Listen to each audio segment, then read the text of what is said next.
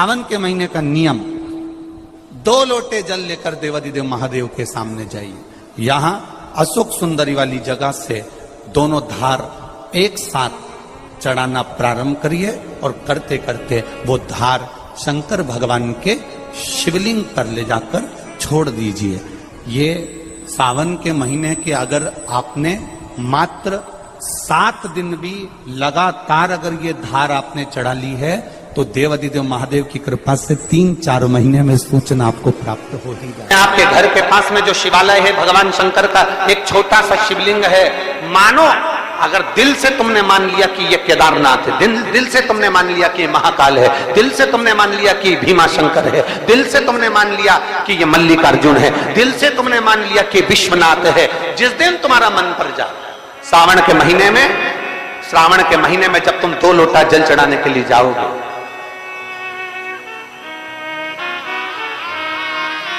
श्रावण के महीने में जब तुम 2 लोटा जल चढ़ाने के लिए जाओगे और 2 लोटा जल तक तुम अपने हाथ में लेकर चढ़ाओगे, जिस दिन तुम्हारा चित्त में मन में आ जाए कि आज मैं विश्वनाथ नहीं गई हूं, मैं सावन के महीने में मैंने विश्वनाथ का दर्शन नहीं करा है, सावन के महीने में मैं काशी नहीं गई, सावन के महीने में मैं गंगा के घाट पर नहीं गई, जिस दिन सावन के महीने में तुम्हारे मन में आ जाए 2 लोटा जल लिया, शंकर जी को चढ़ाते हुए अपने मन में विचार कर लिया कि मेरे विश्वनाथ, मैं तुम्हारे दरवाजे तो नहीं आ सकी, पर मेरे जल में अगर बल होगा तो इस जल को आप वहां से यहां आकर स्वीकार कर लोगे। वो विश्वनाथ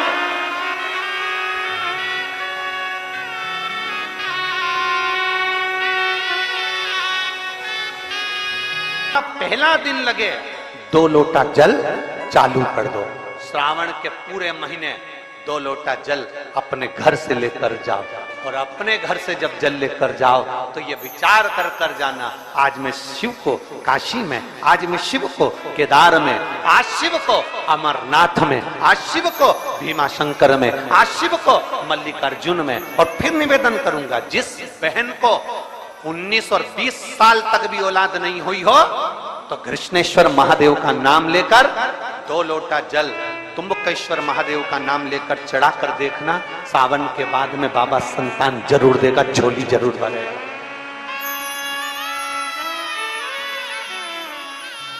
कहीं नहीं जाना, अपने नजदीक में, अपने घर के पास में, अपने मोहल्ले में, अपनी गली में, अपने चौराहे पर, अपने घर के पास में जो शिवालय हो, जो शंकर का मंदिर हो, वहां जाओ, 2 लोटा जल समर्पित करो और फिर निवेदन करूंगा, जल से ज्यादा जरूरी है मेरे भोलेनाथ जी के मंदिर की सफाई करना।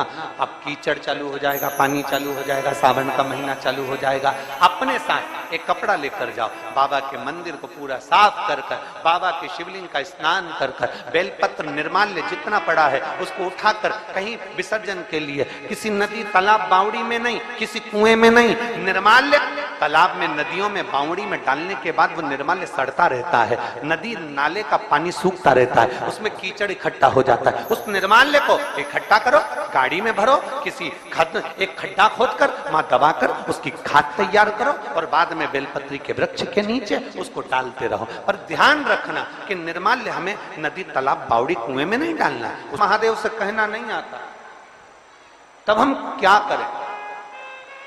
तो शिव महापुराण की कथा बड़ा सुंदर बात कहती है कि जीवन में कितनी भी तकलीफ हो, कितना भी कष्ट हो, कितना भी दुख हो, जब हम एक बेलपत्र लेकर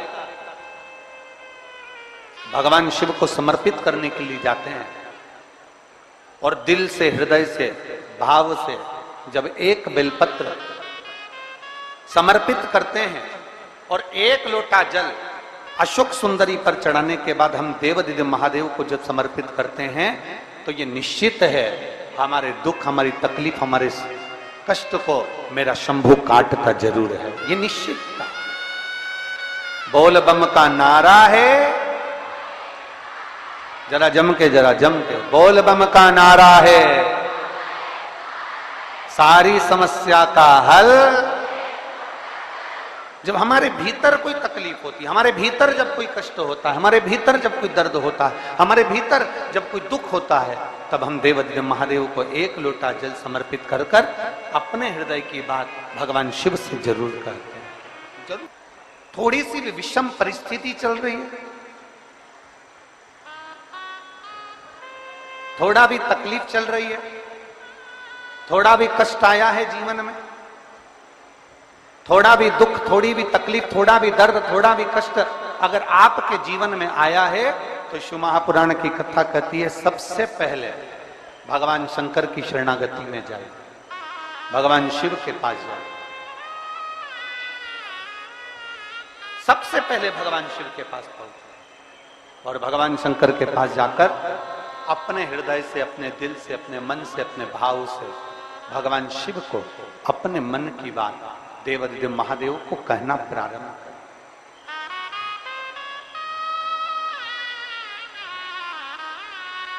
अपने भीतर जो संशय है, अपने भीतर जो संशय उत्पन्न हुआ है, अपने भीतर जो हम संशय में आए हैं, उस संशय को मिटाने के लिए, अपने भीतर के दुख को, अपने भीतर की तकलीफ को, अपने भीतर के कष्ट को मिटाने के लिए कहीं दूसरी जगह नहीं जाए। शिव महापुराण की कथा कहती है अगर जीवन में दुख भी आया है, तकलीफ भी आई है, कष्ट भी आया है, पड़ोसी के यहाँ, रिश्तेदारों को, नातेदारों को, कुटुंब को, कबीले को जाकर कहोगे, वो दुख मिटने वाला नहीं, वो संशय समाप्त होने वाला नहीं, वो तकलीफ समाप्त होने वाली नहीं, वो दुख समाप्त होने वाला नहीं है। अगर जीवन में संशय आया है, जीवन में अगर तकलीफ आई है, जीवन में अगर कष्ट आया है, तो हमें शिव की शरणागति ग्रहण कर लेना चाहिए। एक लोटा जल हाथ में लेकर भगवान शिव से अपने दिल की बात, अपने मन की बात भगवान शंकर को जरूर जाकर कहना चाहिए। कर रहे हो ये आपके ऊपर निर्भर करता है।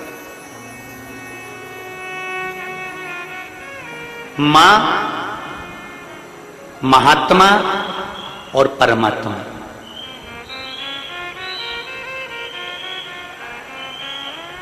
एक मां, दूसरे नंबर पर महात्मा और तीसरे नंबर पर जम के बोलो जरा, अच्छे जम के बोलो, परमात्मा। ये तीन आपको देखते तक नहीं, फिर भी अपना पूरा प्रेम, अपनी पूरी वात्सल्यता, अपनी पूरी करुणा, अपनी पूरी उदारता ये आपके ऊपर उंडेल देते हैं। कौन कौन? जम के बोलो जरा। पहले नंबर पर आवाज नहीं आई, जम के जरा। मां, दूसरे नंबर पर महात्मा और तीसरे नंबर पर परमात्मा। जब बच्चा गर्भ में आता है, मां उसको देखती नहीं, मां ने उसको देखा नहीं। जब बच्चा गर्भ में आया, जब बच्चा गर्भ में पहुंचा, तो मां ने उसको देखा नहीं, मां उसको देखी नहीं। बच्चा जब गर्भ में आता है तो मां ने उसको देखा नहीं होता है। बच्चा जब गर्भ में आता है तो मां उसको निहारी नहीं होती है, पर मां अपनी पूरी करुणा, अपनी पूरी उदारता, अपनी पूरी वात्सल्यता, अपना पूरा प्रेम मां उस बच्चे को दे देती है। पूरी करुणा दे दी मां ने, पूरी ये हैं शंकर के भक्त, ओघड़दानी के भक्त, शंभू के भक्त, त्रिकालदर्शी कैलाशी के भक्त।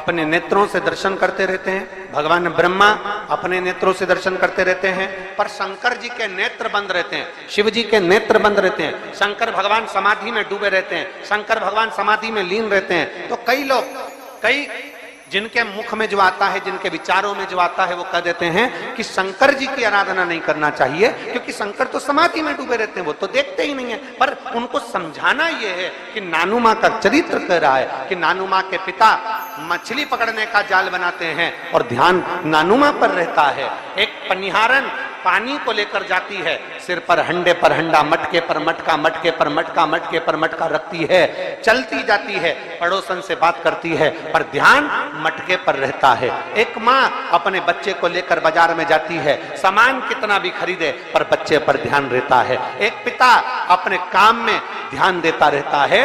उसी तरह मेरा ओघड़धानी भले नेत्र बनकर कर समाधि में डूबा हुआ हो, पर जो एक लोटा जल चढ़ाता है मेरे शंकर का ध्यान उस पर बना ही रहता है।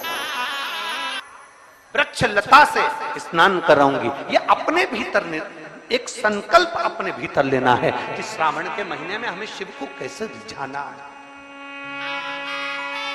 शंकर को कैसे प्रसन्न करना है, शंकर को कैसे प्रकट करना है। शंकर देव अधिदेव महादेव को पकड़ने का जाल इंसान नहीं बना सकता, वो तो शंकर देव अधिदेव महादेव किसी के दिल में आकर बैठ जाते हैं तो वो हृदय के जाल में शंकर को पकड़कर अपने दिल में बिठा लेता है।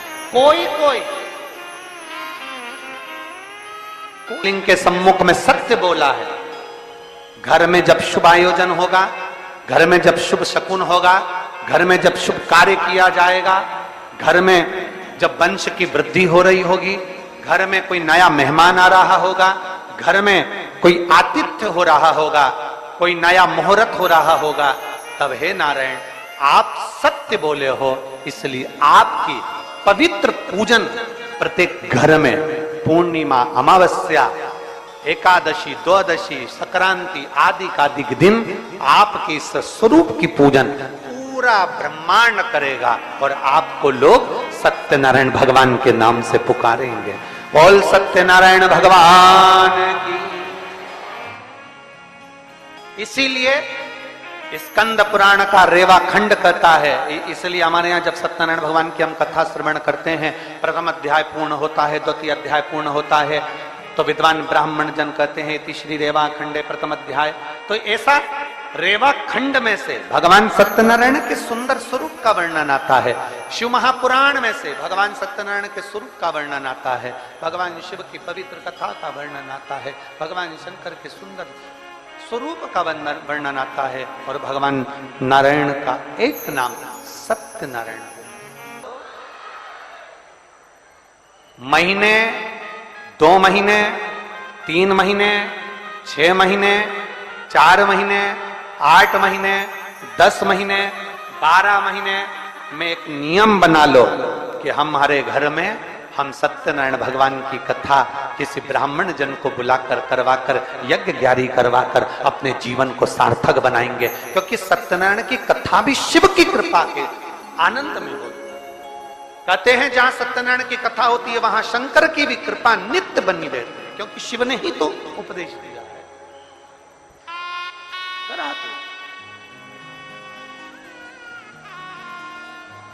हमारे यहाँ तो माताएं बड़ा सुंदर सुंदर भजन भी गाती हैं। सतना पर चढ़ेगा पर शिव पर कभी नहीं चढ़ेगा, कभी नहीं। गौ माता तू झूठ बोली है मेरे सामने, तेरा पूरा शरीर पुजाएगा। कन्यादान, वस्त्रदान, मुद्रादान, स्वर्णदान, अन्नदान, सारे दान आगे से होंगे, पर गौदान पीछे से होगा। गाय की पूंछ पकड़कर किया जाएगा, क्योंकि तू झूठ बोल गई मेरे सामने। सारे देवताओं की परिक्रमा आगे से, पर गौ माता की परिक्रमा पीछे से होगी। गाय की परिक्रमा आगे से नहीं होती, पीछे से चालू होकर पीछे विराम हो। तू झूठ बोल गई मेरे सामने। गौ माता तू जगत की मां कहलाती है। गाय माता भी कहती है मुझे क्षमा कर, मेरे मुख से झूठ निकल गया। केतकी का फूल कहता है क्षमा करिए, मेरे मुख से झूठ निकल गया। ब्रह्मा जी क्षमा नहीं मांगे, क्षमा नहीं मांगे। ब्रह्मदेव कह रहे हैं कि आकाशवाणी झूठी है। आकाशवाणी झूठी? भगवान शंकर ने अपने तुरंत पैर का नख तोड़कर फेंका, काल भैरव प्रकट कर लिया। काल भैरव को आज्ञा करी ब्रह्मा का सिर काट दो। जिस मुख से वो झूठ बोल रहा, जिस मुख से वो झूठ बोल रहा,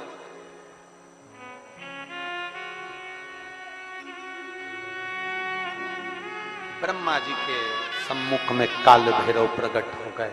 काल भैरव ने अपना हाथ की उंगली का नख तोड़कर फेंक कर ब्रह्मा जी के शीश को काट दिया। कटा हुआ सिर लुढ़कता लुढ़कता गया, उनके रक्त निकलता गया। कटा शीश भी झूठ बोलता रहा, झूठ बोलता। सत्य को प्रमाण की जरूरत नहीं होती, पर झूठ को प्रमाण चाहिए। सत्य एक दिन उजागर होता ही है, उसको कितना भी दबाया जाए। सत्य को कितना भी दबा ले, वो उजागर होगा। आज नहीं तो कल होगा, कल नहीं तो परसों होगा, आने वाली पीढ़ी को होगा, पर सत्य सामने जरूर आएगा। सत्य को कोई नहीं दबा सकता। चाहे दुनिया में कितना भी प्रपंच रच लो, चाहे दुनिया में कितना भी पाखंड रच लो, सत्य को दबाने के लिए तुम सारी पूरी जिंदगी निकाल देना, पर एक दिन सत्य सत्य होता है और सत्य दुनिया के सामने आता जरूर है। दब नहीं सकता, दम नहीं। कितना दबाओगे? सत्य को कितना झुकाने का प्रयास करोगे? सत्य को कितना दबाने का प्रयास करोगे? सत्य सम्मुख है, जिसके तट पर उत्तर प्रदेश की गवर्नमेंट ने बड़े बड़े बोर्ड लगा कर रखे हैं। ये कर्मनाशा है, इसमें हाथ ना लगाइए। ये कर्मनाशा है, इसमें अगर कोई इसके पानी का छींटा भी लग जाता है तो 7 पीढ़ी में किया गया पुण्य छिन्न हो जाता है। ऐसी कर्मनाशा नदी जिस पर पक्षी भी अपनी चोंच में जल नहीं भरता, जिस नदी का जल एक श्वान भी नहीं पीता, वो कर्मनाशा आज भी बहती है और बड़े बड़े बोर्ड लगे हैं। इस कर्मनाशा नदी का स्पर्श ना किया जाए। विद्वान, चतुर, संत, साधु, सन्यासी, तपस्वी उस कर्मनाशा नदी को कभी पार भी नहीं करते, क्योंकि कर्मनाशा के जल का छींटा लग गया तो हमारी पीढ़ी दर पीढ़ी में किया गया पुण्य समाप्त हो जाता है। कर्मनाशा आज भी जो ब्रह्मा जी के